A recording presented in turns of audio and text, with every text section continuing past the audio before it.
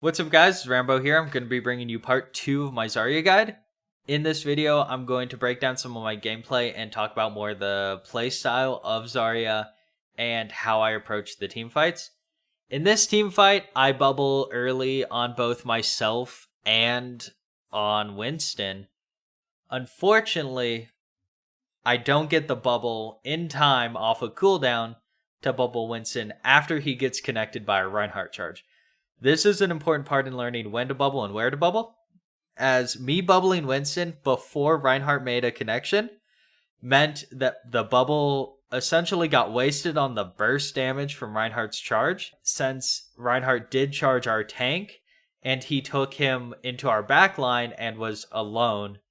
We managed to pull out without losing a character. If Reinhardt had charged on anybody else, then we would have had one man down in this team fight. And one of the big things is seeing where and when to bubble. So you can see I also bubble the Reaper, and then our Winston gets hooked. In this fight, I have had really bad bubbles to start, because if I would have bubbled the Winston, then that would have saved our tank. But we managed to pull out this team fight by getting a boop, but I overextend without a personal bubble, I get hooked and thusly killed. It's important when noting when and where to bubble that you have to focus on what's about to happen and what already has happened. If Road has already used his hook and Reinhardt has already used his charge, then you have a little bit of freedom in terms of what you can do with your bubbles. If they haven't, you should really be focusing on saving your bubbles for moments where you get that high burst damage from a Roadhog hook on a squishy or a Reinhardt charge on a squishy. It's all about seeing the flow of the battle and predicting when and where the burst damage is going to happen and on who. And with that, unfortunately, most of it comes to experience. So then our Mercy gets pulled in by an Orisa, and at that point, it's save the Mercy above all else. I don't know if there's going to be anything that will be coming down the path, be it any ult that comes in with an Orisa grav or just damage on the Mercy. That res is incredibly important on a King of the Hill map because it starts to change the entire mechanic of the fight. Now at the end of the fight, I have my grav, it's overtime, and the goal here is to try and mop up the most mobile characters on the point. So in overtime, we get rid of the Orisa, and I drop my grav onto the ground, which allows us to capture the Roadhog and Lucio, the only two characters remaining on point, which wipes the point and we take the objective. For grav, I recommend only grabbing if you can at least manage to grab 2 high value targets in the ultimate, be it a healer and a DPS, 2 healers, or just their DPS. But 2 is a bare minimum that I really try to grab.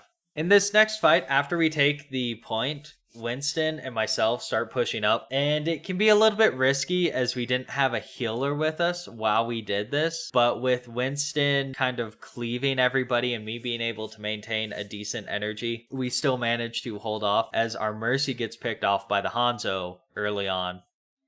I bubbled Winston because he's low health as he's jumping out, and I don't want him to die while he's escaping, because with his mobility, he can get behind cover. But when my bubble came off cooldown, I did not bubble the Reaper, and in that case, he died, which is something I should have been faster on. Even then, I still constantly get those bubbles where it's like, I should have done this, or I should have done that, and I start noticing it in the game, and I try to correct for it. Sometimes things happen so quickly that I just don't catch it, and unfortunately, as a Zarya player, that's what you have to pay attention to, is you have to make those plays. You have to pay attention to where those plays are being made. Like this one where Reaper is ulting, you bubble the ulting Reaper, and 200 damage is saved on him, which keeps him from burst. If there's a Roadhog, he can't get hooked out of his ult. We wipe the point, and I come in with a Grav Surge to clean up the squishies as they run in. I do die for it, but since we're so close to overtime, killing that Mercy and their DPS allows us to win the point without much of a contest in overtime. Moving on to Hanamura with 2 CP, we get up to the choke point, and I get hooked early, but it doesn't kill me because I have full health, our Ana's there to nade, and I bubble, which gives me my 40 charge right away. We take the first point fairly quickly, as we all push together and focus down character by character. The second point, however, is a little bit more tricky, and that's where graviton surges can come into play. So we continue to fight the poke battle. I mess around with the Junkrat. Once Winston steps in and it turns into a 2v1, I decide to regroup with the team and we push onto the point. This was one of those, I'm not going to be able to deal with a Junkrat and a Winston, especially with my bubble being on cooldown. While I get killed, I do get rezzed, and unfortunately, our team loses this fight. 2 CPs, one of the hardest to get on the second point just because of their close respawn time. I bubble our Ana, but our team got wiped, and I make a grave mistake. This graviton, don't do it. Just don't do it. Don't do it ever. If your team is dead, don't grab. That was a completely wasted ult. And with Zarya taking so long to charge her grab, just don't ever do this. Ever. Once I did this, I said it in chat. You can just see me spawning and talking. And I'm like, oh, I just grabbed. I just wasted my ult. Everybody was dead. I knew everybody was dead, and I grabbed. And it's that solo grab that so many Zaryas do, be it to panic ult or try and save the point. And I do it too. I mean, I just did. And it's horrible because with your ult taking a while to charge, you essentially just completely burn what is a team wipe. We come back around and push through pretty quickly. I received the nano boost from Ana, and we push in. Again, we get wiped. On our last push, I grab the Zenyatta outside of the point. And while I know I said don't grab if you can manage to do more than 2, in this case, my graviton keeps a Zenyatta who did have his ult from the point and keeps him from delaying the fight, which allows his team to respawn. In that case, he couldn't get on the point and delay the fight any further. Once we get to defense, it's pretty straightforward. With a Reinhardt, all you need to do is bubble the Rein until you get some charge, since he's going to be taking the brunt of the damage, and trade off with him as you leapfrog in front of him, and blocking Roadhog hooks with your bubble when Reinhardt's shield is down, or just pushing ahead to get extra charge.